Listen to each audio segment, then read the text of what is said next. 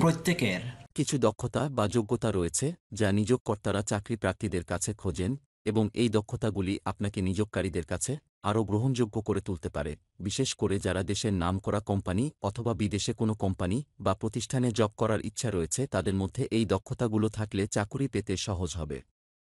এই নিয়োগকর্তারা আবেদনকারীদের মধ্যে যে সেরা 11টি দক্ষতার সন্ধান করে থাকেন সেগুলো আপনাদের সামনে উপস্থাপন করার পাশাপাশি কিভাবে আপনি এই দক্ষতাগুলিকে হাইলাইট করে নিজেকে আরও ফুটিয়ে তুলতে পারেন তা নিয়ে আলোচনা করব। এজন্য ভিডিওটি শেষ পর্যন্ত ধৈর্য ধরে দেখুন। নাম্বার 11, দৃঢ় কাজের নীতি, ইংরেজিতে যাকে বলে স্ট্রং ওয়ার্ক ইথিক। চাকরির জন্য আবেদন করার সময় হাইলাইট করার জন্য একটি শক্তিশালী কাজের নীতি হল আরেকটি চমৎকার দক্ষতা। নিয়োগকর্তারা এমন কর্মচারীদের চান যাদেরকে তারা তাদের দায়িত্ব পালনে বিশ্বাস করতে পারে এবং তাদের মাইক্রোম্যানেজ না করেই সময়সীমা পূরণ করতে পারে। একটি দুর্দান্ত কাজের নীতি থাকা নিশ্চিত করে যে আপনি আপনার কাজগুলি সম্পূর্ণ করতে এবং কার্যকরভাবে আপনার কাজ পরিচালনা করতে পারেন, এমনকি যখন কেউ নিয়মিতভাবে আপনার অগ্রগতি পরীক্ষা করে না।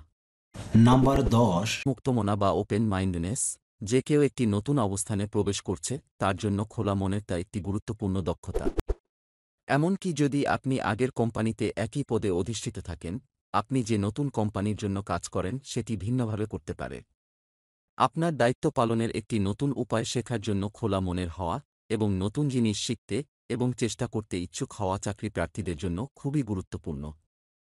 নাম্বার 9, সমস্যা সমাধানের দক্ষতা বা প্রবলেম সলভিং স্কিলস।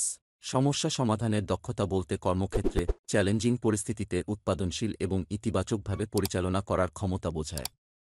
এটি বিশেষ করে এমন কর্মচারীদের জন্য গুরুত্বপূর্ণ যারা একটি বড় সংস্থায় বা একটি টিম নিয়ে কাজ করে। তবে প্রায়শই তারা প্রায় সমস্ত পেশার জন্য প্রয়োজনীয় দক্ষতা হিসাবে বিবেচিত হয়।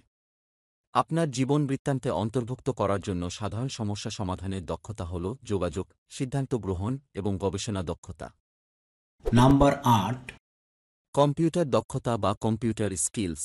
প্রায় প্রতিটি পেশায় কিছু গুরুত্বপূর্ণ কাজ সম্পাদনে কম্পিউটার ব্যবহার করার প্রয়োজনীয়তা অনস্বীকার্য।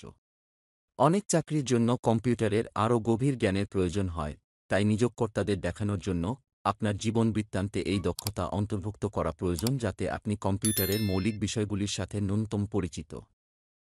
আপনি এর জন্য আবেদন করেছেন তার জন্য যদি আরও উন্নত কম্পিউটার দক্ষতার প্রয়োজন হয়, তাহলে আপনার জীবন বৃত্তান্তে এগুলি হাইলাইট করতে ভুলবেন না যদি আপনার সেগুলি জানা থাকে।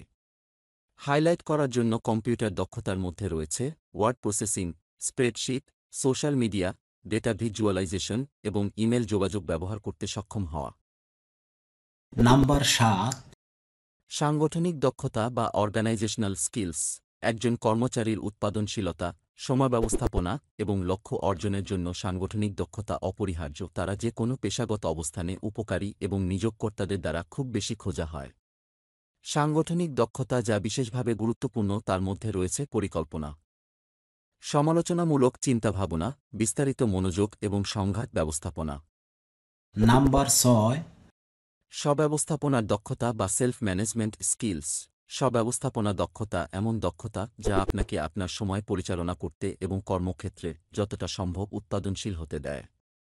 এই দক্ষতাগুলি নিশ্চিত করে যে আপনি কার্যকরভাবে কাজগুলিকে অগ্রাধিকার দেবেন, আপনার পেশাদার বৃদ্ধিতে ফোকাস করবেন এবং সামগ্রিকভাবে আপনার সংস্থায় অবদান রাখবেন। আপনার জীবন বৃত্তান্তে অন্তর্ভুক্ত করার জন্য ভালো স্বব্যবস্থাপনার দক্ষতার মধ্যে রয়েছে সময় ব্যবস্থাপনা, সংগঠন এবং স্বপ্রেরণা। নাম্বার 5, শেখার দক্ষতা বা লার্নিং স্কিলস। শেখার দক্ষতা হল এমন দক্ষতা যা আপনাকে নতুন জিনিস শিখতে এবং কর্মক্ষেত্রে নতুন পরিস্থিতিতে মানিয়ে নিতে সক্ষম করে। নিরন্তর পরিবর্তনশীল কর্মক্ষেত্র এবং নিয়োগকর্তাদের নতুন উদ্যোগ বাস্তবায়নের মাধ্যমে প্রতিযোগিতামূলক থাকার প্রয়োজনীয়তার কারণে এটি বিশেষভাবে গুরুত্বপূর্ণ।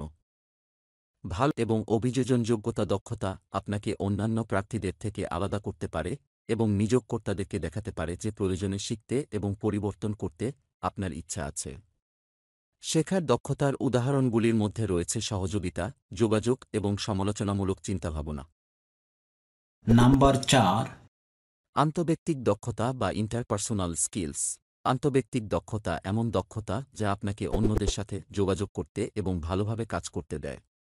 এমনকি যদি আপনি এমন একটি অবস্থানে না থাকেন যার জন্য আপনাকে সরাসরি গ্রাহকদের সাথে কাজ করতে হবে, তবুও আপনাকে সম্ভবত সহকর্মী এবং পরিচালকদের সাথে কাজ করতে হবে। আন্তঃব্যক্তিক দক্ষতাকে গুরুত্বপূর্ণ করে তোলে। এই দক্ষতাগুলি আপনাকে সম্পর্ক তৈরি করতে, কার্যকরভাবে যোগাযোগ করতে এবং উপযুক্ত পদ্ধতিতে পরিস্থিতি পরিচালনা করতে সক্ষম করে। আন্তঃদক্ষতা যা নিয়োগকর্তারা খোঁজেন তার মধ্যে রয়েছে প্রেরণা, নমনীয়তা এবং সহানুভূতি। নাম্বার 3, টিমওয়ার্ক দক্ষতা বা টিমওয়ার্ক স্কিলস। টিমওয়ার্ক দক্ষতা যে কোনো কর্মচারীর জন্য একটি গুরুত্বপূর্ণ সম্পদ যারা একটি সংস্থার অংশ বা যারা তাদের দৈনন্দিন ক্রিয়াকলাপে অন্যান্য ব্যক্তির সাথে কাজ করে। আপনার চাকরির শিরোনাম বা শিল্প নির্বিশেষে অনেক নিয়োগকর্তা একটি উন্মুক্ত অবস্থানের জন্য আবেদনকারীদের পর্যালোচনা করার সময় টিমওয়ার্ক দক্ষতাকে অপরিহার্য বলে মনে করেন। হাইলাইট করার জন্য টিমওয়ার্ক দক্ষতার উদাহরণগুলির মধ্যে রয়েছে সহযোগিতা, সততা, যোগাযোগ এবং দায়িত্ব।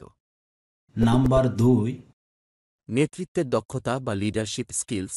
নেতৃত্বের দক্ষতা হল একটি নরম দক্ষতা যা অনেক নিয়োগকর্তা প্রার্থীদের জন্য খোঁজেন এবং এটি আপনার কর্মজীবনের সকল স্তরে সহায়ক হতে পারে। একটি দল পরিচালনা থেকে শুরু করে নেতৃত্বের ভূমিকায় একটি প্রকল্পে অবদান রাখা পর্যন্ত। নেতৃত্বের দক্ষতা আপনাকে অন্যদের অনুপ্রাণিত করতে এবং কাজগুলি অবিলম্বে সম্পন্ন করা নিশ্চিত করতে সহায়তা করে। আপনার বৃত্তান্তে রাখা সাধারণ নেতৃত্বের দক্ষতাগুলির মধ্যে রয়েছে সক্রিয় শ্রবণ, নির্ভরযোগ্যতা, প্রতিক্রিয়া দেওয়ার এবং গ্রহণ করার ক্ষমতা এবং ধৈর্য। নাম্বার 1, যোগাযোগ দক্ষতা বা কমিউনিকেশনস স্কিলস। কার্যত যে কোনো চাকরিতে যোগাযোগ দক্ষতা প্রয়োজন। নিয়োগকর্তারা এমন দলের সদস্যদের চান যারা তাদের কাছ থেকে যা জিজ্ঞাসা করা হচ্ছে তা সফলভাবে ব্যাখ্যা করার পাশাপাশি অন্যদের সাথে কার্যকরভাবে যোগাযোগ করতে পারে। আপনার জীবন বৃত্তান্তে অন্তর্ভুক্ত করার জন্য সাধারণ যোগাযোগ দক্ষতার মধ্যে লেখা, কথা বলা, শোনা এবং আলোচনা করা অন্তর্ভুক্ত। বলা হয়ে থাকে একজন চাকরি প্রার্থীর চাকুরি পাওয়ার ক্ষেত্রে যোগাযোগ দক্ষতা বা কমিউনিকেশন স্কিল খুবই গুরুত্বপূর্ণ।